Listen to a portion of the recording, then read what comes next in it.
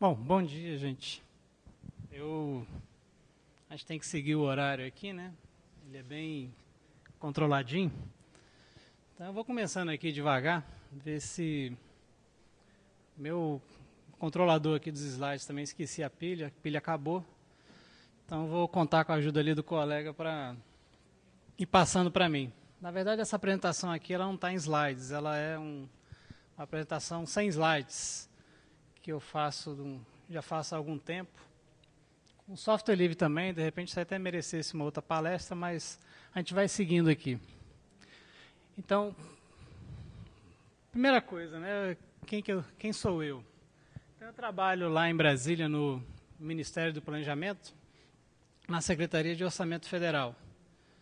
Então, é uma secretaria, uma das várias secretarias do Ministério do Planejamento, e ela, como o próprio nome diz, trata especificamente de assuntos orçamentários a nível federal. Então, vocês devem saber que existe um orçamento, né? Existe o planejamento e orçamento da União, que é feito por essa secretaria, e existe os orçamentos estaduais e municipais. Segundo a Constituição e a legislação aplicada, pelo princípio da simetria, isso se aplica, então, nos outros entes da federação. Então, muitas das coisas que eu posso comentar aqui se aplicam também aos estados e municípios. Mas eu vou falar especificamente, né, focar especificamente no orçamento da União. Então, eu nasci no Rio, mas sou filho de militar, então morei em tudo quanto é lugar. Morei no exterior, né? E agora estou em Brasília, tem aquela foto da direita ali. Então, eu estudei na UNB, fiz mestrado na UNB, estudei parte do curso também na UFES, uma dessas idas e vindas aí da família. E então, trabalhei na Telebrasília, então isso já revela um pouco até da minha idade. Se vocês se lembram, o sistema Telebrás era uma hold, né, de várias teles, e eu estava em Brasília, né, na época, então a Telebrasília se juntou com outras e formou o que se chamou na época de Telecentro-Sul, na privatização da Telebrás, e isso veio dar na Brasil Telecom, e hoje na Oi, só Deus sabe o que vai dar depois. Bom, trabalhei também já como servidor no Ministério Público da União, né, e o Ministério Público Federal é parte disso. Trabalhei também no Conselho Nacional do Ministério Público, sempre na área de TI e sempre na área de infraestrutura, até ir para onde eu estou hoje. Mais um detalhe também, sobre software livre, eu fiz uma pós lá na Universidade Oberta de Catalunha, bancado por essa Fundação Carolina. Até deixo aqui a dica, bem interessante, ela dá bolsas a latino-americanos para fazer pós, mestrados, doutorados na Espanha. Então, foi uma coisa assim que eu descobri pelo jornal e funcionou muito bem. Foi uma pós que abriu muito meus olhos para alguns aspectos mais institucionais, né, do software livre, com matérias muito interessantes, aspectos legais, né, analisar licença, o processo, a dinâmica desses movimentos, comunidades, né? E isso vinha bastante de encontro a mim porque eu tenho um carinho especial por esse evento. A primeira vez que eu vim nesse evento foi em 2003, acredito que eu fiz 4 até então, né? E eu era professor na Católica, lá de Brasília, na ciência da computação também. Então, lá a gente tinha um convênio com a Itautec, e a Itautec tinha um espaço nesse evento aqui, eu não conhecia o evento, e da noite para o dia me pediram para vir fazer uma palestra. Eu fiz uma palestra, foi horrível, né, porque eu não tive tempo de me preparar, mas conheci o evento. E desde então, volta e meia, eu apareço aqui com uma outra coisa que eu estou trabalhando. Então, quando eu estava ainda na Católica, eu dei algumas palestras aqui sobre videoconferência, sistema de gerenciamento de rede, que era a minha área na época.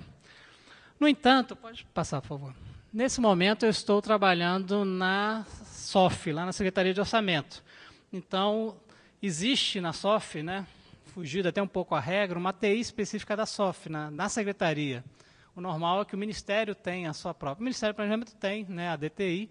No entanto, a SOF, né, por decisão de uma secretária alguns anos atrás, remontou sua área de TI, que tinha sido totalmente extinta, e tudo foi passado por SERPRO na época, E a ideia dessa remontagem era ter a agilidade necessária para conseguir trabalhar o orçamento dentro dos nossos timings, né? Então, isso deu muito certo, eu vou mostrar aqui resultados dessa decisão. Bom, então, quando eu cheguei na SOF, né, eu sou de uma carreira chamada de APO, Analista de Planejamento e Orçamento, com ênfase em TI, uma carreira bem interessante porque ela junta, procura formar profissionais de TI que também tenham o mesmo entendimento do orçamento e planejamento. Então, o concurso ele é chatinho, concurso de 3 fases, tem 3 meses de curso de formação, e a gente acaba falando um pouco de orçamentês, né, também. E aí eu fui cair numa área de gestão do conhecimento que tratava especificamente desse assunto que eu estou aqui agora mostrando.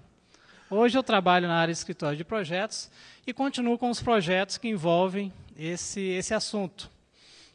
Então, na época, foi um pouco antes da LAI, né, eu vou falar um pouquinho também sobre isso, nós chegamos a pensar em que formas transparecer a informação de orçamento. Se tem uma informação do governo que ela é pública por natureza, é o orçamento, né? No entanto, eu não sei se alguém aqui tem conhecimento de orçamento?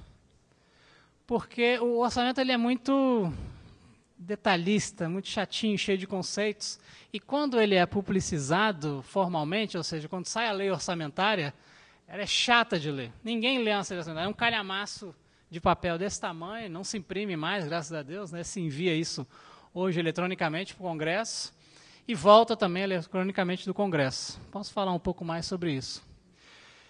E aí a gente, mais cedo ou mais tarde, por iniciativa nossa e por pressão da própria sociedade, nós tivemos que entrar nesse assunto, dados abertos.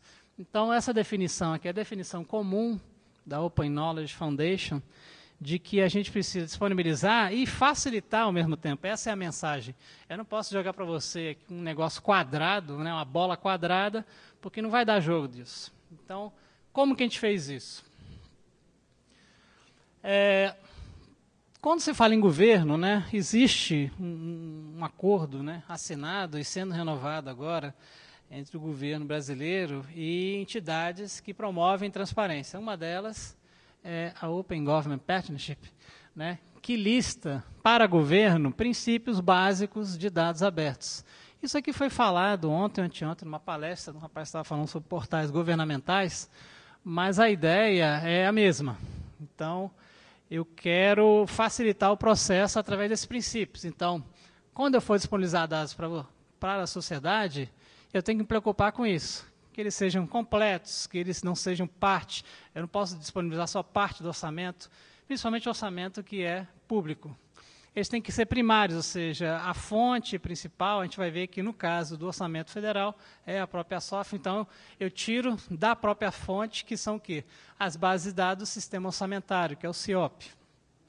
Eles devem também ter a sua atualidade, então a cada ano nós vamos disponibilizando o orçamento previsto, aprovado, e nós também disponibilizamos o executado, ou seja, desde ontem, vocês hoje entrando, vem a execução até ontem, de cada uma das dotações orçamentárias.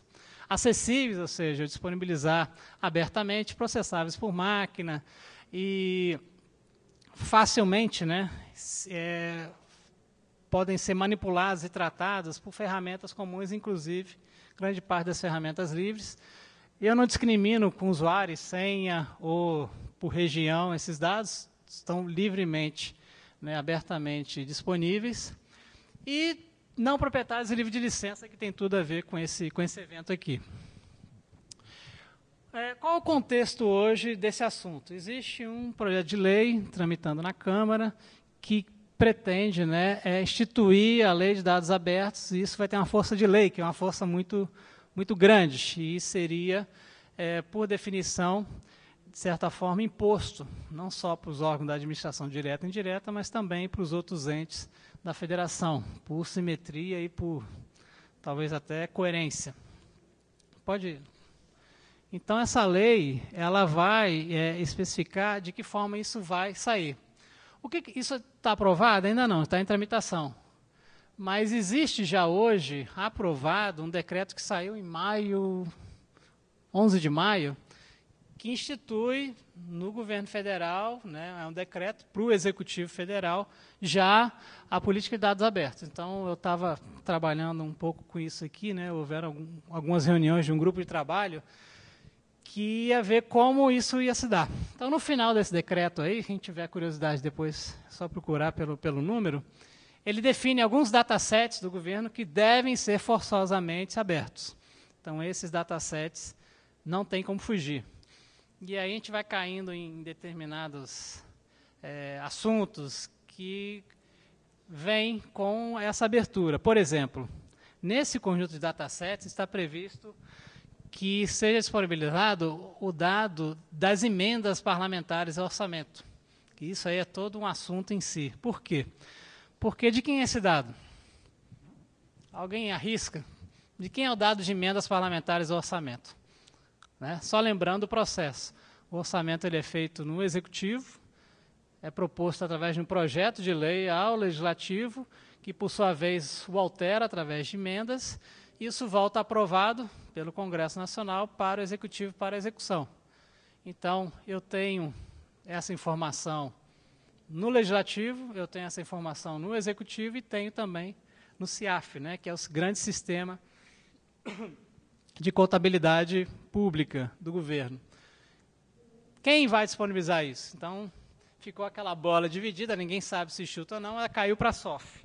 Então, existe um plano de dados abertos que está em vigor, que é esse aí que está nessa página, você também pode encontrar no site do Ministério, e está sendo renovado, porque ele é feito de 2 em 2 anos. Então, em 2015 acabou, nós estamos agora refazendo e já embutimos nesse essa questão das emendas e sobrou para nós. Então, nós temos essa informação. Não é um problema técnico, mas nós tínhamos uma preocupação sensível, porque como é uma informação sensível, quem deve assinar? Então, alguém com uma força maior vai assinar esse negócio, e esse negócio vai sair, mas tecnicamente não há dificuldade nenhuma, então nós teremos novidades sobre isso em breve nos dados abertos disponibilizados pelo Ministério do Planejamento. Outro fator, né, que altera esse contexto foi a lei aprovada em 2011. Né? Então, eu trabalhei também um pouquinho nesses grupos que implementaram. Dentre as várias coisas que a lei prevê, ela prevê que você tem um balcão de informações, né, onde eu, cidadão, possa perguntar informações. Então, isso é muito, muito usado. Muita coisa sobre orçamento sai ali. Mas a lei também prevê que, dentro do possível, você seja proativo. Ou seja, antes de ser perguntado, eu coloque as coisas lá. Então, isso passa também pelo que a gente vai apresentar aqui. Então, se eu conseguir, da melhor forma, disponibilizar os dados do orçamento e até alguma compreensão sobre eles, eu já estou me adiantando, esclarecendo para a sociedade, para as organizações, né, para o cidadão, o que a gente está fazendo ali, como isso funciona. Tá? Então, preste atenção nas palavrinhas que estão em negrito.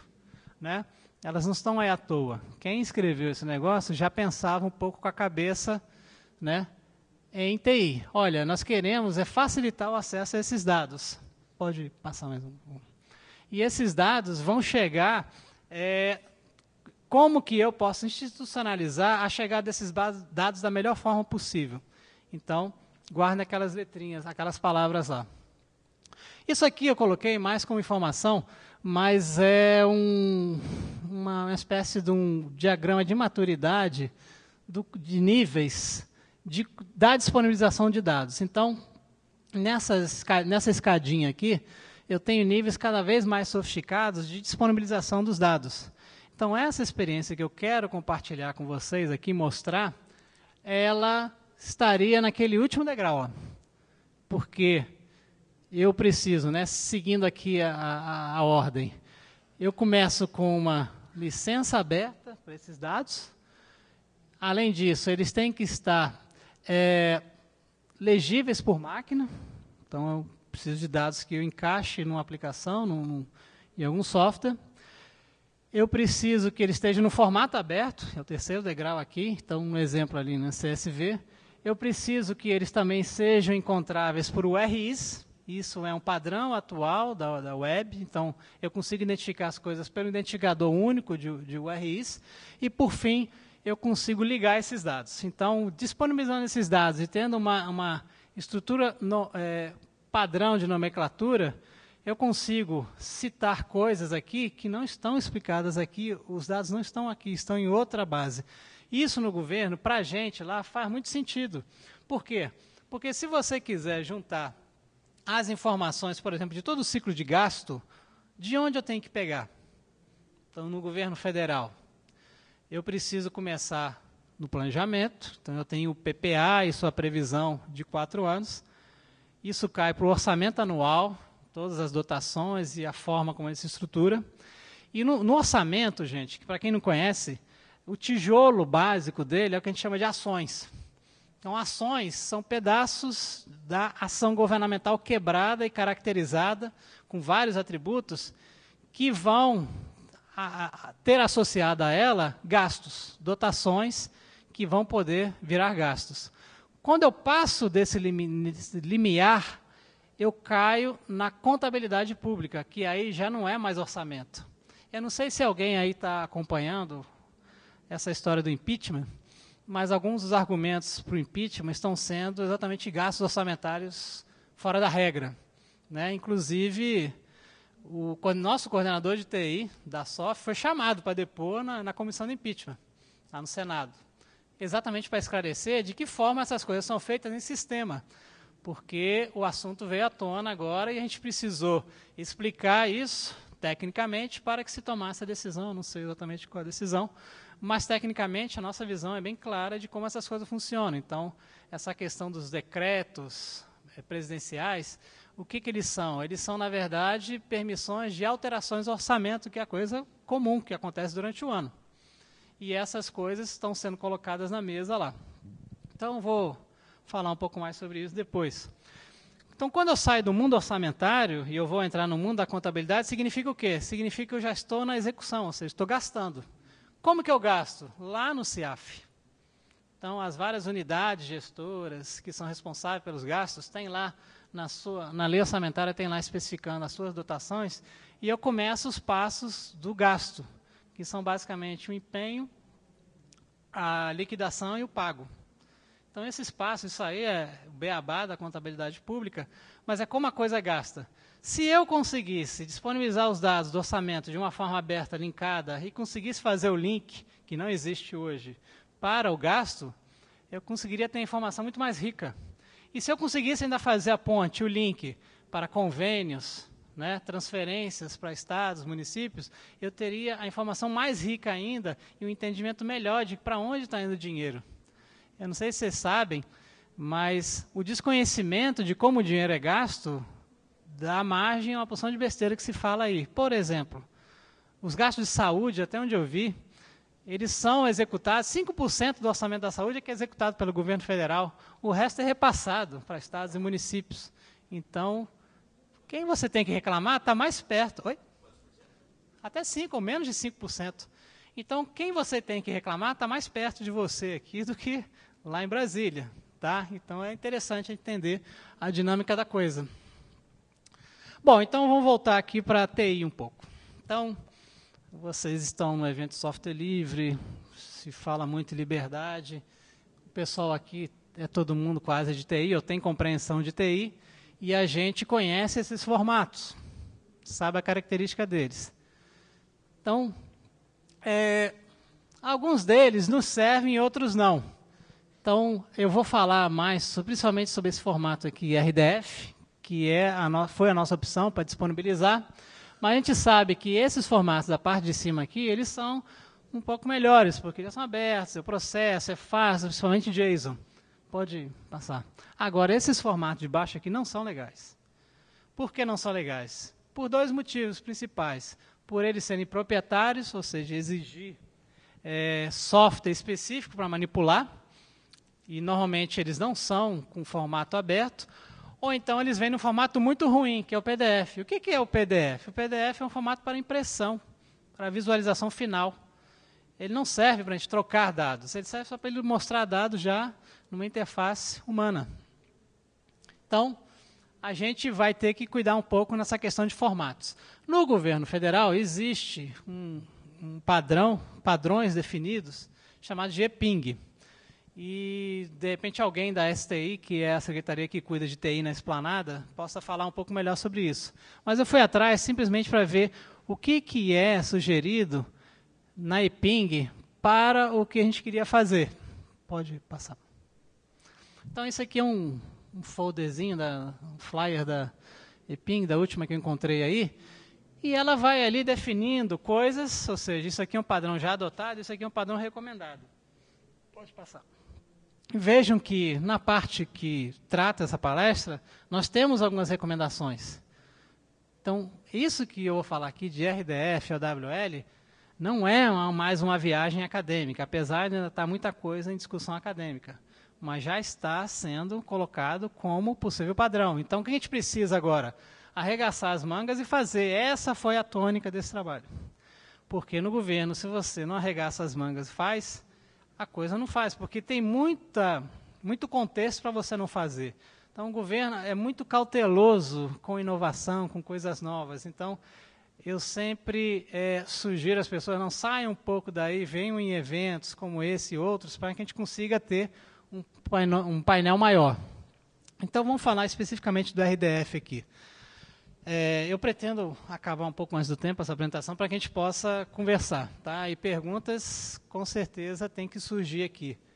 Ainda mais é governo, pô, vamos bater, né? Vamos perguntar. Então, pode passar. A primeira coisa sobre o RDF é que ele é um padrão. Eu não estou inventando isso não foi criado em nenhum grupo, e já é um padrão W3C, né, um padrão web. Ele também trata de algo que já é, né, atendido por outras tecnologias na web. Então, o que eu ganho ao disponibilizar as coisas em RDF e não disponibilizar, por exemplo, em XML ou JSON? O que eu vou a mais?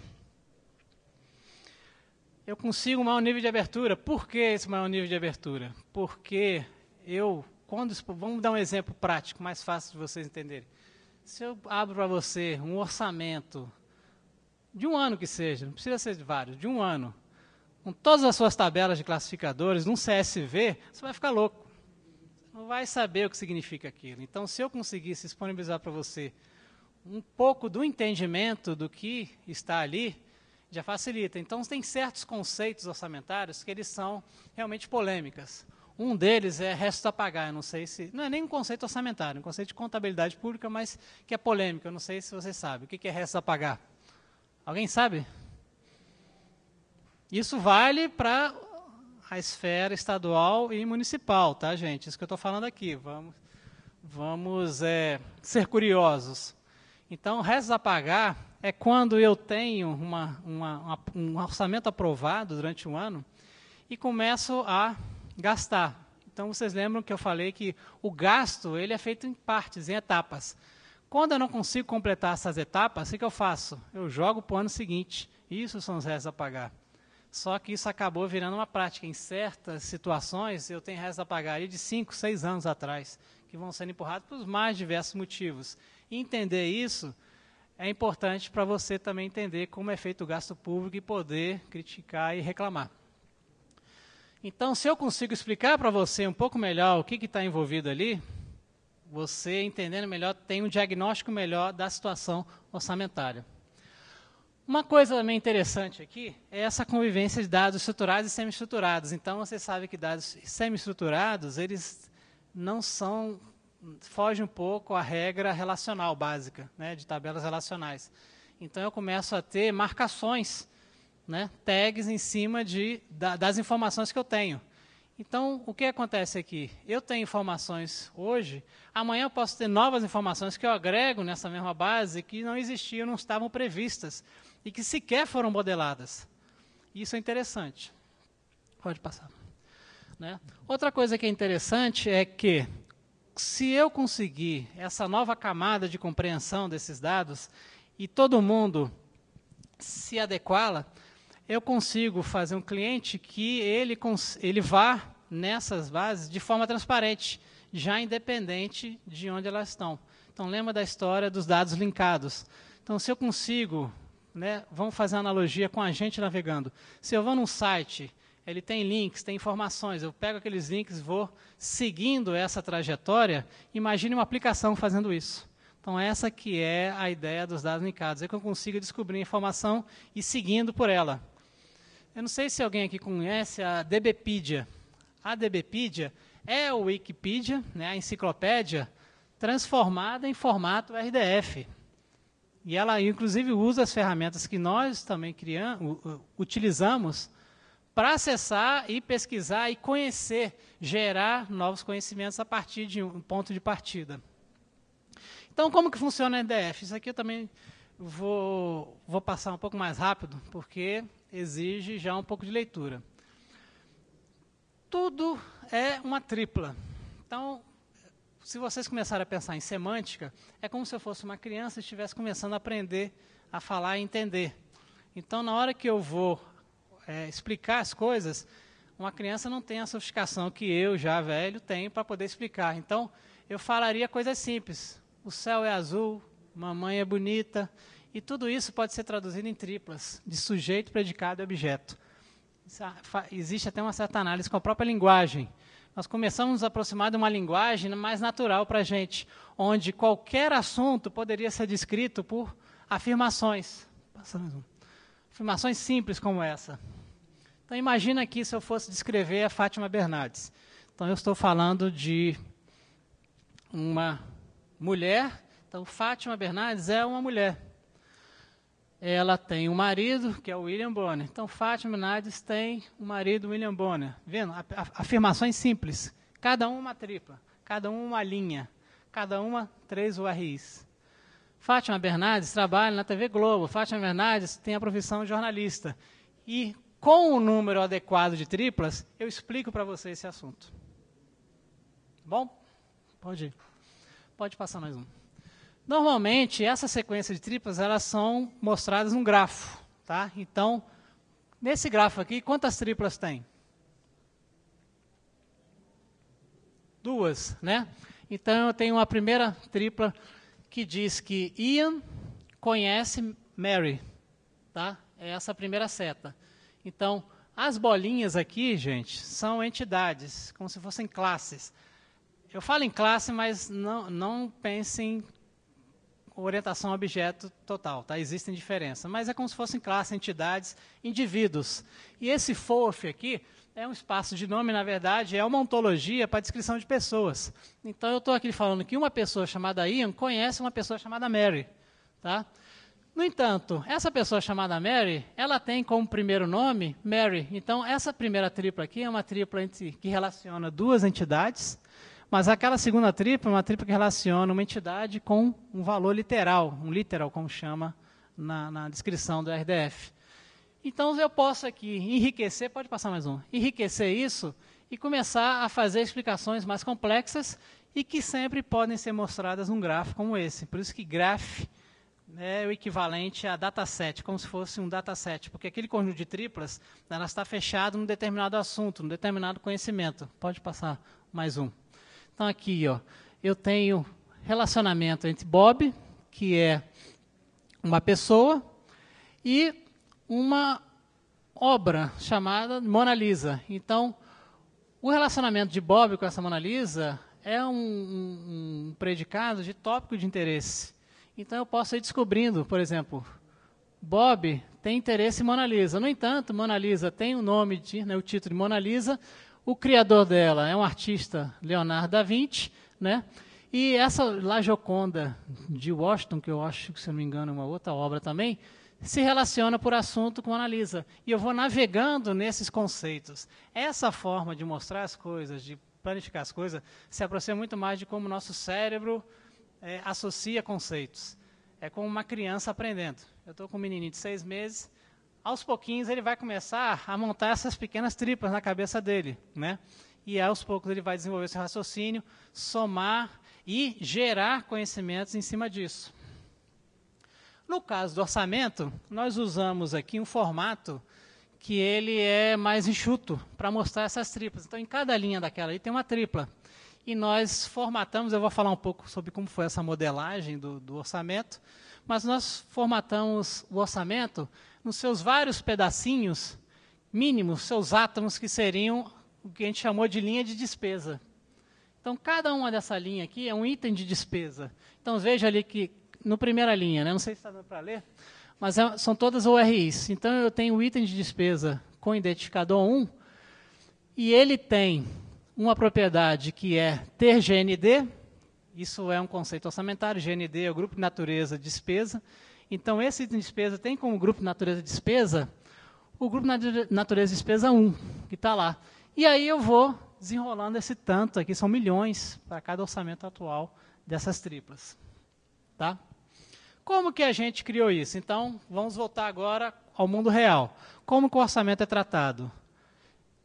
O Ministério do Planejamento, mais um, através da Secretaria de Orçamento, e esse sistema aqui chamado de CIOP, trata o orçamento. Isso aqui tem uma coisa engraçada que aconteceu agora nessa comissão do impeachment, é que os senadores, como não têm vivência em TI, eles falavam muito, não, mas o sistema é um sistema online, que é um termo mais velho do que eu, e um sistema parametrizado. Então, o tempo todo eles falavam, não, mas o sistema ele é online e parametrizado. É online e parametrizado, que são conceitos que não se aplicam mais hoje aqui. E o CIOP, ele é o Sistema Integrado de Planejamento e Orçamento, colocado desse jeito para soar melhor. E agora a gente viu, não, então agora os senadores nos esclareceram. O CIOP é o sistema online e parametrizado, por isso que tem esse nome. Então os senadores não deram esse insight, né? Os que estavam na comissão de impeachment. Então, para quem não conhece, em nível federal, todo orçamento ele é feito aqui e todos os seus processos orçamentários também são feitos aqui. Então, falando do orçamento especificamente, o orçamento do ano que vem está sendo feito nesse momento, né? Eu acho que foi aberta o que a gente chama de captação quantitativa essa semana. Então, o que acontece?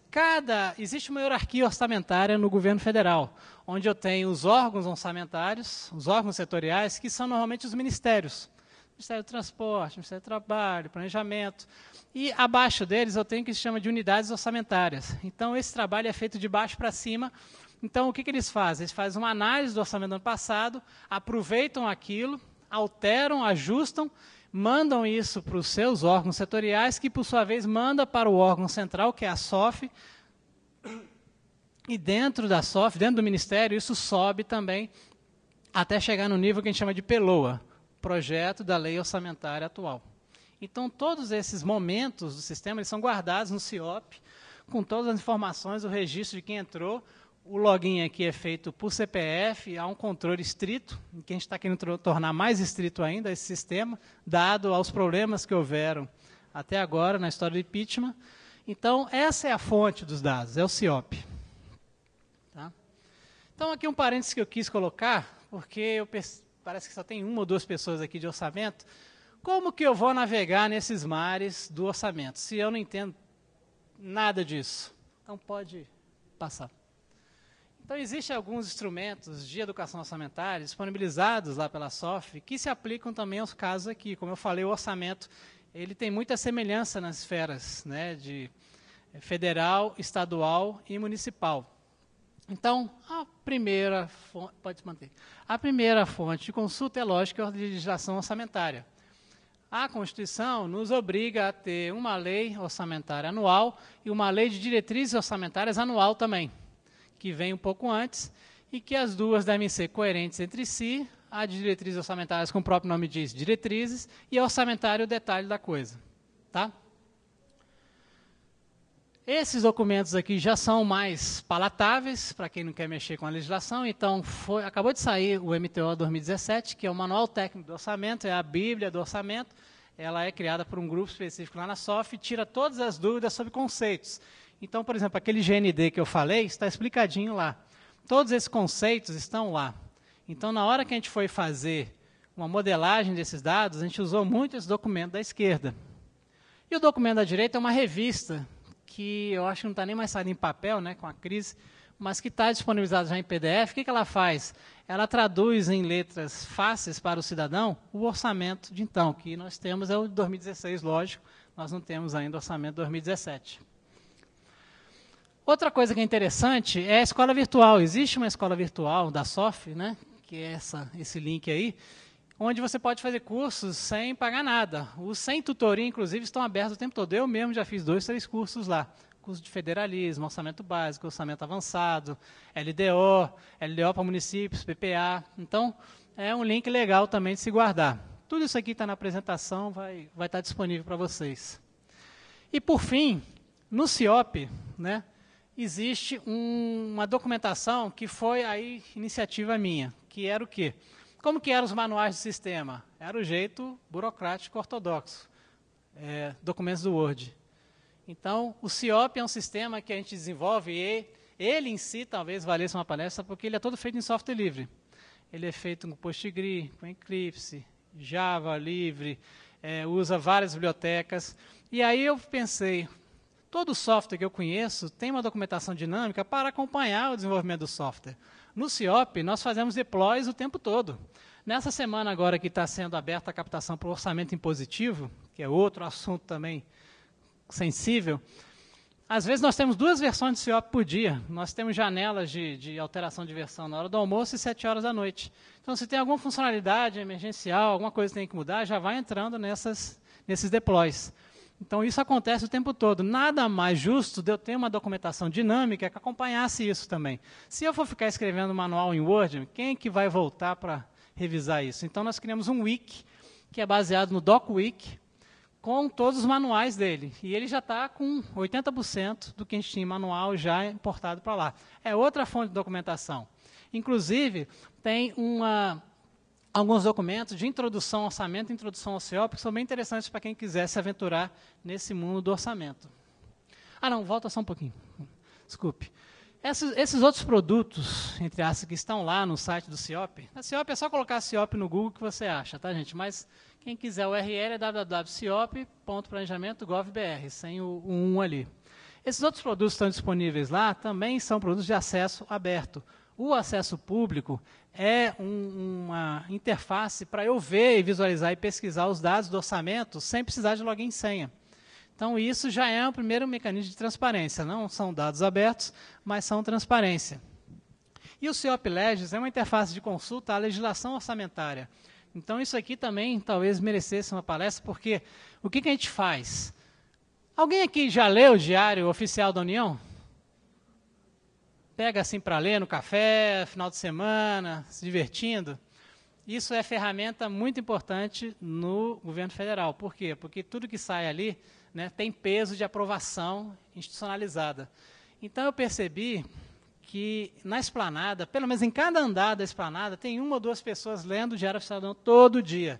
E o Diário Oficial da União é uma coisa chata, porque ele tem esse formato jornalesco. E deve existir um diário oficial aqui também do governo do Estado, da mesma forma. Então, a gente quis fazer o quê? Tratar os documentos do Diário Oficial e disponibilizar numa base para pesquisa. A imprensa nacional não faz isso. Nós já conversamos, já fizemos reuniões, ela não faz isso e não tem interesse. Não, mas disponibiliza para a gente XML na época, de algum formato. Não. Então, se você quiser ter o Diário Oficial da União inteiro, num PDF-ão, eu tenho que pagar. Então, o Ministério tem uma assinatura como essa. Se você não quiser, vocês já fizeram alguma consulta? Você faz a pesquisa, cai na página em PDF. E dali eu não pego nada. Então, num acordo que a gente tinha com a UFRJ, há uns 5, 6 anos atrás, nós desenvolvemos esse CIOP Legis. O que ele é? Ele é um grande indexador de documentos do Diário Oficial. Mas como isso era feito? Na mão. E eu peguei essa época. Eu pegava e lia o Diário Oficial na diagonal, assim, né? Que a mente está tão preparada. E aí, o que eu fazia? Pegava os documentos de interesse orçamentário da casa e escrevia o quê? Catalogava os metadados dele. Um trabalho de corno. O que eu tinha que fazer? O que a gente tinha que fazer? Uma maneira de pegar esse diário e raspar o PDF. Isso foi feito. Então, hoje, no CIOP Legis, alguém pega o PDF do dia, importa nele, e esse processo de raspagem separa os documentos, os seus metadados, e cataloga automaticamente. E aí, ele vai fazendo, através de regrinhas, a separação de quais documentos nos interessam. Então, se vocês tiverem interesse, está lá no portal também, com pesquisa, inclusive pesquisa avançada. Então, por data, órgão, tudo mais. E ainda tem um a mais aqui, que eu vou dar de bônus, que é o seguinte. Nessa URL do seu Aplegis, no final está um /sof, significando o quê? Que eu só restringi os documentos de interesse orçamentário. Se você trocar aquele /sof por um /geral, você pesquisa todo o Diário Oficial. Todos os assuntos, todos os documentos, da seção 1 e 2. A seção 3 é mais complicada, né? O Diário Oficial é dividido em 3 seções. A primeira geral, a segunda de RH e a terceira de contratos e aquisições, licitações. Essa é mais complicada um pouco. Mas as seções 1 e 2... Então, se você chegar no Cioples, quem tiver online e quiser testar, quiser saber alguma coisa sobre algum servidor, sobre algum órgão, é só pesquisar. Por exemplo, se colocarem meu nome aí, você vai ter todo o meu dossiê na administração pública. Quando eu passei, quando eu fui nomeado, se eu fui remanejado, se eu ganhei algum cargo, alguma função. E para qualquer servidor. Pode passar. Orçamento em formato aberto, então pode passar. Os objetivos principais. Publicar os dados, como eu falei. E, principalmente, esse é o meu convite que eu faço aqui. Esse é um evento de desenvolvedores. Construírem aplicações. Então, como que isso está modelado, gente? O orçamento, os itens de despesa são bolinhas. Se eu faço determinadas recortes nessas bolinhas, eu consigo ter o orçamento. Cada item de despesa na lei orçamentária aparece desse jeito. Ele tem uma dotação, ele tem uma função, programa, GND, que são chamados classificadores orçamentários. Esses classificadores descrevem onde aquilo é gasto, de que jeito, é uma operação de crédito, não é, tá? Aí tem que entrar um pouco no mundo orçamentário. Então, isso aí é um pedacinho da lei, ó, aquela parte de cima, exatamente com essas informações. Pode passar. Isso é uma bolinha da nossa modelagem. Então, se eu conseguir passar essa bolinha, fazer o recorte, você soma, você tem ali valores e diagnósticos. Isso aqui também é só um parênteses sobre essa tal web semântica, que é um assunto em nível ainda, não é consenso, em nível acadêmico, mas é interessante a gente sempre ter em mente. Eu achei que aqui nesse evento teve poucas palestras sobre esse assunto. Não sei exatamente como que está o termômetro do interesse, mas quando você sobe ali do XML para o RDF, você tem ganhos de semântica que não podem ser mais ignorados. A gente tem que começar a trabalhar com esse negócio. Disponibilizar dados, CSV, XML para cá e para lá, todo mundo faz. Acabei de sair uma palestra que mexia, fazia tudo com os dados, beleza. Mas e a tua compreensão desses dados? E esses dados junto com outros grupos de dados? Então, voltando na EPING, a gente percebe que há uma preocupação com essa palavra, ontologia. O que é isso? Isso significa formalizar uma área de conhecimento de forma que aqueles conceitos fiquem claros para todo mundo, se crie um padrão, e, no nosso caso aqui, que se aplique sobre os dados que nós estamos trabalhando. Então, esse aqui é um desenhozinho da modelagem que a gente fez, da ontologia. Ela é simples, tá, gente? Inclusive, o Luiz Sérgio, que trabalha comigo, né? Eu trabalhava, na verdade, na área dele, que nós fizemos isso aqui junto com outro colega, o Daniel, foi apresentar isso no congresso em Caraguatatuba, acho que em São Paulo, e se questionou, isso é uma ontologia, não é uma ontologia, isso é uma ontologia? Isso é uma ontologia muito simples, mas a gente precisava dar esse passo para experimentar com esse negócio. E eu acho que valeu a pena. Ela é bem básica, porque ela é toda baseada nesse elemento do meio, que é o item de despesa. Esse item de despesa aqui, ele é cada um daquelas bolinhas do orçamento. E tudo isso que está ligado a ele são classificadores que eu tenho. Então, essa ontologia, ela está nesse site do vocabulário de ontologias, site de vocabulários de ontologias do governo, é fácil também de se encontrar lá. Ela foi escrita numa linguagem chamada de OWL, Ontology Web Language, né? Já está até mudando esse acrônimo. E isso é uma maneira de eu representar essa modelagem de forma inequívoca, inclusive para as máquinas. Então, esse que é o plus a mais. Se eu consigo pegar um arquivo com uma descrição ontológica e colocar numa máquina, ela começa a entender aqueles conceitos, e a partir daí ela começa, entre aspas, a raciocinar em cima deles. Então, se eu passo, por exemplo, para a máquina o conceito de pai, de paternidade, ela descobre avós, o conceito de pai do pai. Se eu começo a passar conceitos orçamentários nela, ela consegue, por exemplo, ver coerências na lei orçamentária. Então, no futuro perfeito para nós, se por acaso nós tivéssemos um CIOP baseado numa ontologia, Eu não preciso mais mudar o sistema, basta eu acertar a ontologia de acordo com as regras. Vamos dizer que mude uma regra orçamentária de um ano para o outro. Eu mudaria na ontologia e isso se aplica no sistema, ou seja, eu quero, por exemplo, fazer um cheque do orçamento, ver se está tudo ok. Nenhuma regra, nenhuma legislação está sendo afetada. Eu poderia aplicar a coerência dessa ontologia em cima daquele conjunto de triplas. Olha, eu volto um pouquinho só. Na parte de cima, eu tenho triplas do OWL especificando os conceitos. Então, todos aqueles classificadores e o item de despesa, que é aquele mais acima à esquerda, estão descritos lá.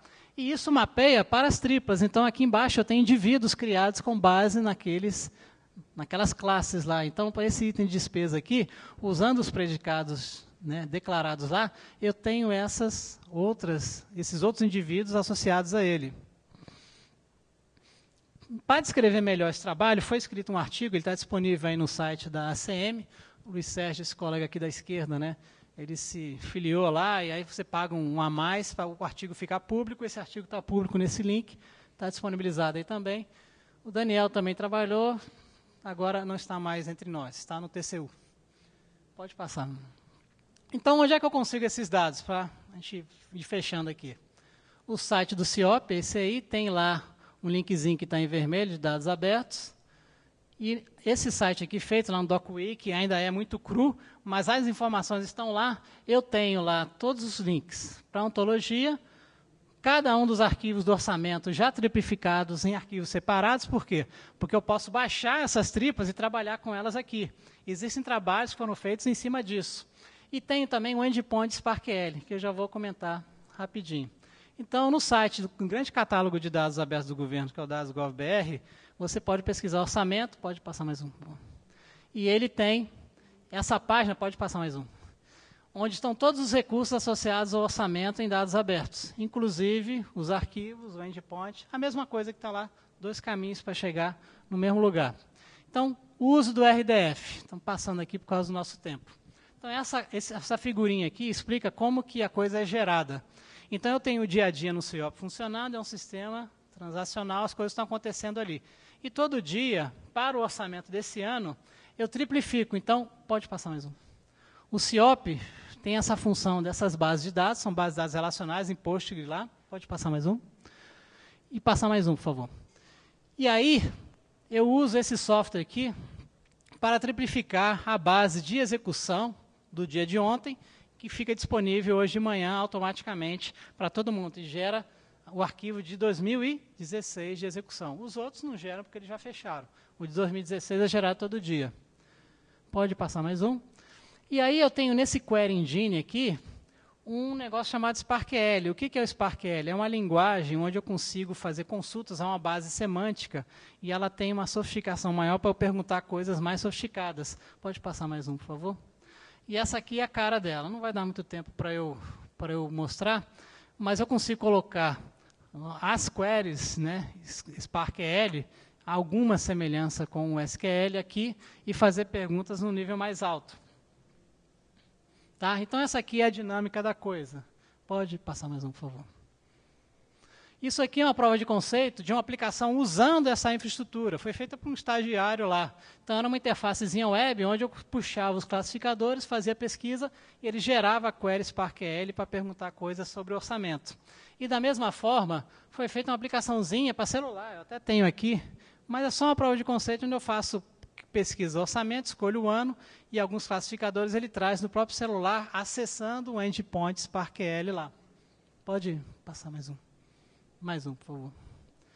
Esse aqui é o trabalho de um rapaz lá nos Estados Unidos, onde tinha um professor da UFPE, que era amigo do Luiz, e avisou para ele que ele estava procurando endpoints SparkL no mundo, e encontrou o nosso ali, está na segunda linhazinha. Pode passar mais um, por favor?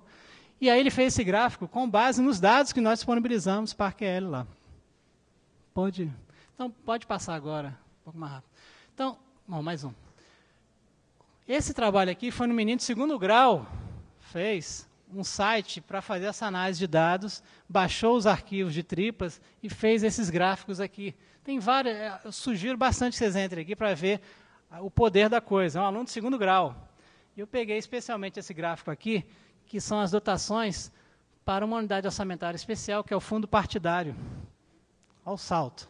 Para ver essas coisas, a gente precisa, às vezes, ter visualizações feitas por outros, porque nós, governo, não conseguimos disponibilizar todas as visualizações possíveis. Outro trabalho que teve foi essa tese de mestrado também interessante, eu não tive tempo de ler toda, onde o cara faz a ponte dos dados orçamentários com os dados de gasto. Então, a partir de uma ação e suas dotações, ele consegue ver os pagamentos, qual empresa, CNPJ, que foram feitos os pagamentos, para rastrear o gasto. Pode passar? Isso aqui também é um site do Banco Mundial que mostra os dados orçamentários de vários países, no caso do Brasil, alguns estados, inclusive o Rio Grande do Sul, e esses dados a gente mandava para ele em CSV. O que a gente manda agora para eles é uma query SparkQL, e lá, naquele mecanismo de query, eu consigo escolher a saída, XML, CSV, como ele quiser, e ele usa para importar e colocar os dados aqui, ó, nessas tabelinhas aqui do lado. Então, acabou o nosso tempo. Isso aqui são sugestões, se alguém quisesse se aventurar nesse campo, a gente pode conversar mais. Pode passar mais um. Meu contato está aqui, está no meu e-mail. O tempo é curto para tanta coisa, eu tentei sintetizar, mas a gente tem que conversar com mais calma. Só uma última coisa, se alguém tiver interesse em se aventurar, nós temos muita vontade de trabalhar com desenvolvedores que queiram usar isso aqui. Então, em termos de suporte, esclarecimento, a gente consegue ajudar bastante. Hoje, com essa crise, nós não temos mais os convênios com as universidades, nós perdemos até estagiários, e hoje sou só eu e o Luiz lá trabalhando com isso. Então, nós precisamos de ajuda, quem tiver interesse, o contato está aí. Obrigado. Eu posso responder diretamente aqui, dado ao tempo, tá? Se alguém tiver alguma outra dúvida, a gente vai conversando.